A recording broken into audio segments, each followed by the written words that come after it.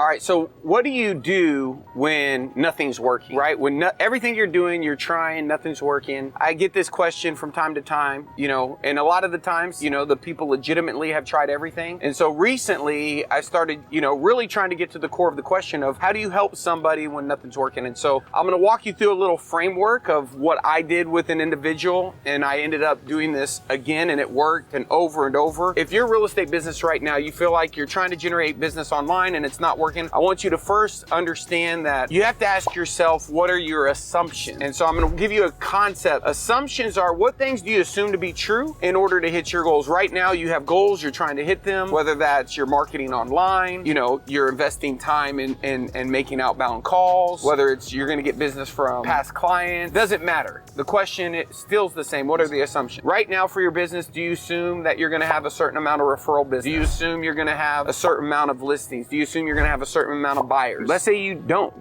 know. Your goal right now is you're just trying to get something working. You have nothing working right now. What we have to do is we have to lay out, okay, what's the goal? If the goal is, I want to work with more listings. This is an exact scenario. I'll tell you a story. Had a client reached out to me, set up an unstuck call, and she said, listen, right now, in our market, everybody's getting a bunch of buyers. I think I've written 7 offers. And she specifically said, I want to start working with more listings. I said, great. Well, we have a couple of options here. First of all, last time I looked, and I don't know if this is true at the time of this video, I read an article that said there were currently more homes for sale than there were licensed real estate agents. And so that's what I want you to understand the concept of market share, right? If you're assuming that you're going to go list 400 homes, let's just say for round numbers, if you're assuming you're going to list 100 homes, are you assuming some of those are going to come from expireds? Well, in this market with supply and demand, is there really a lot of expireds? Do you think that they're going to come from for sale by owners? Are they going to come from your farm? Are they going to come from prospecting? You have to have assumptions in your business, and what you have to also know is that some of your assumptions may be wrong. I'm going to walk you through a few of the assumptions that you need to know. First of all, you need to have assumptions around a lead generation strategy. And this individual in particular, great friend of mine, smart agent, her particular situation was she didn't want to work with her funnels. She has marketing and sales funnels. They're working, but she's not really enthusiastic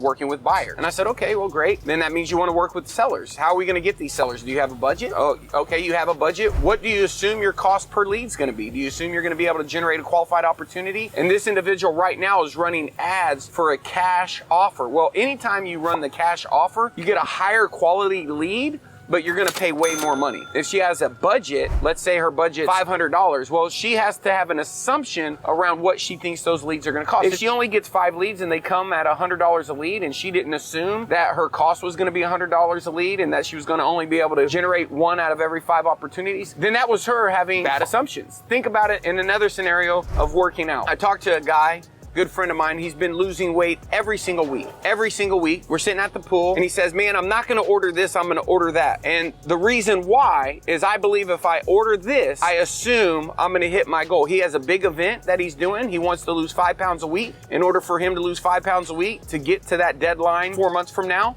he's gonna have to have a certain amount of calories. He's assuming that he'll get the 5 pounds a week based upon him making a sacrifice. And so with this individual, she doesn't want to work with the buyer. She wants to work with more listings. She also wants to hire an ISA. She's saying, okay, well, I'm not having anybody fill out my form in order to apply for the ISA. I said, well, tell me what ads you're running. And she told me, I said, well, first of all, the problem with the ad is you don't have any on-target earnings. You're presenting the opportunity, and you're not assuming that the person that you're hiring, that if they produce based upon the goals, that they'll be able to earn X. You're only saying that they'll be able to earn Y. And if you can give them the on-target earnings based upon the assumptions that they're going to produce the results that you're hiring them, you wouldn't hire them if they weren't going to produce the results. So you're making the assumption that they're going to produce the results, and based upon if they produce the results, they're going to earn X amount. So why don't you run the ad looking for somebody wanting to make X amount if no one's replying to your current ad? And the second thing is, how many people do you think need to reply to your ad in order for you to get a qualified person? What are your assumptions? And she didn't have any. She just basically said, I want to work with sellers. I don't want to work with buyers, and I'm not having any luck with my ISA, and what I'm currently doing is not working. Well, yeah, it's not working. So tell me what you assumed would work and what assumptions were you basing all of these future goals around. So for you, maybe you want to hire an ISA. Great. Are they going to call expireds, FSBOs? This individual had 2,000 phone numbers that she was going to have them call. And I made the statement, hey, I don't think you have enough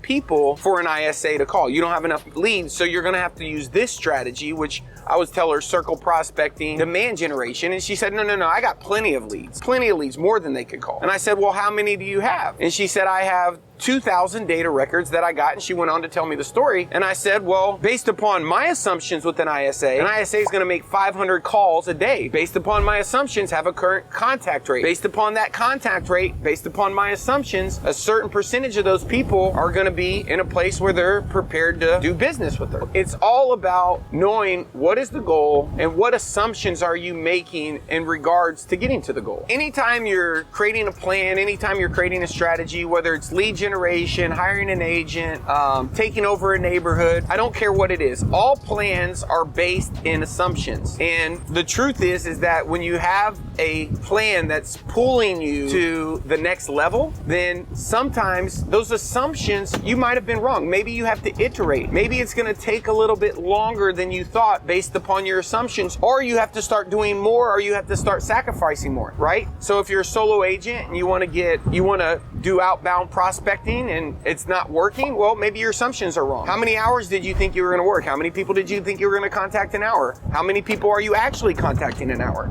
You know, one of my best examples and case studies with this was door hangers. I created a scalable way for growing my business by leveraging an offline strategy, a door hanger, to an online offer. Now, I had assumptions. The first time I did the door hanger, it didn't work. Why? Nobody replied to the door hanger. Nobody went to the website. Nobody called. Why didn't anybody go to the website and call? Well, because my marketing headline was wrong. When I changed my headline, everything changed. Since my headline changed, I learned, oh my goodness, I can change my headline. I can change my result. I'm not going to have as many door hangers in order to get the results that I assumed I was going to get. I could change something. So in your business, you're trying to set a goal. You're trying to establish the assumptions, even if those assumptions are around conversion, if they're around time, if they're around investments. And then you're trying to ask yourself, if I'm not hitting these key targets to get to my goal based upon the assumptions I made, well, maybe I was wrong and maybe I need to readjust my plan. Here's the thing that I know. If something works the first time exactly like it's advertised, meaning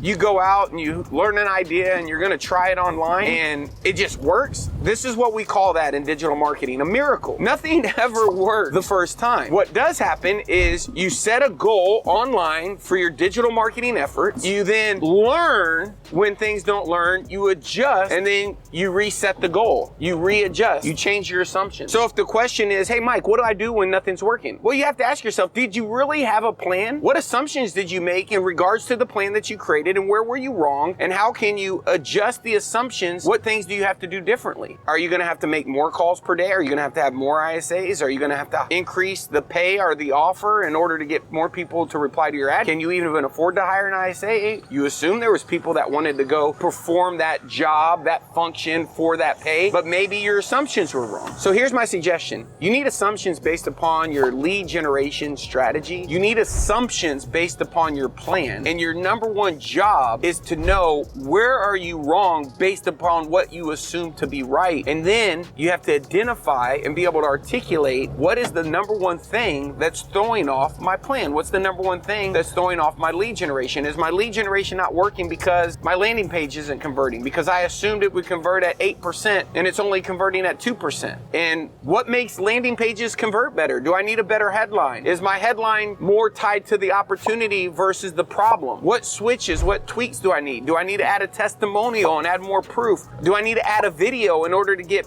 better pull through? At the end of the day, in your business, you're going to have a handful of things that you believe are true. And if they're not true, then your plan's not going to work. That doesn't mean that it's a bad plan. It just means that you got to make an adjustment. And it's making those adjustments. It's iterating. It's shortening the cycle. It's creating a plan, identifying the assumptions, quickly getting feedback and data, finding out where you're wrong based upon what you assume to be right, making those pivots and those adjustments, executing the new plan, and having those feedback feedback loops and iterating on that process. And if you can shorten that process, what's going to happen for you if you shorten that process is you're going to get to the result and you're going to get there a lot faster. Listen, if you like this video, if you really want to grow your business, if you enjoy digital marketing, then I'd love for you to subscribe to my channel. You know, we put content out like this every single week. In fact, we drop content multiple times a week. When you hit subscribe, make sure you turn on notifications and also hit that like button if you like this video. So my questions for you are, what are the assumptions you currently have about your business? Where are you wrong with your assumptions? If you don't have them, go get them. And if you do have them, leave them in the comment below. I want to know, what are the #1 assumptions that you have